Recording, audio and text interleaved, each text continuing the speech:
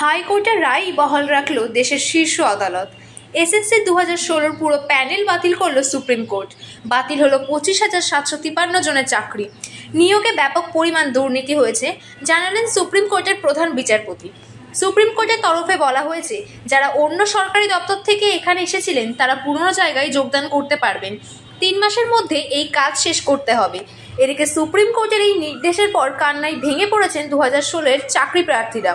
তাদের বক্তব্য, 10 বছর আগে পরীক্ষা দিয়েছিলাম, কি করে জানবো যে সেই সময় দুর্নীতি হয়েছে? দুর্নীতির মাসুল দিতে হলো যোগ্যদের, অন্যায় করলো অন্যরা, আর চরম দায় নিতে হচ্ছে আমাদের। দুর্নীতি না করেও দায় নিতে হলো, সংসার বাচ্চা আছে, চালাবো কি করে? নির্দেশ দিয়েছে মূলত যে কলকাতা হাইকোর্টের যে রায়, সেই রায়টিকে আপহেল্ড করেছে এবং সেই যারা টেন্টেড ক্যান্ডিডেট, চিহ্নিত টেন্টেড ক্যান্ডিডেট, তাদের স্যালারি ফেরত দিতে হবে। এই চিহ্নিত টেন্টেড কারা? যারা after expiry of the panel, non listed candidate বা ওএমআরসির ম্যানিপুলেশনের ফলে যারা চাকরি পেয়েছে তাদের স্যালারি ফেরত দিতে হবে। 3 মাসের মধ্যে নিয়োগ প্রক্রিয়া হবে। নতুন নিয়োগ প্রক্রিয়ায় যারা যোগ্য হবেন তারা পার্টিসিপেট করবেন। এই স্পন্দন বাংলায় মমতা ব্যানার্জি জিন্দাবাদ।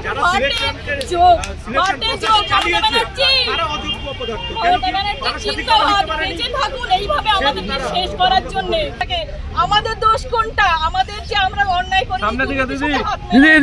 তারপরে আমরা যে এইখানে এসছি, অবশ্যই মমতা ব্যানার্জির লোকেদের যারা দুর্নীতি করেছে, তৃণমূলের, এটা হাজারবার তৃণমূলের যারা খুলে আমারও অফার এসেছিল টাকা দেওয়ার জন্য, আমি যাইনি।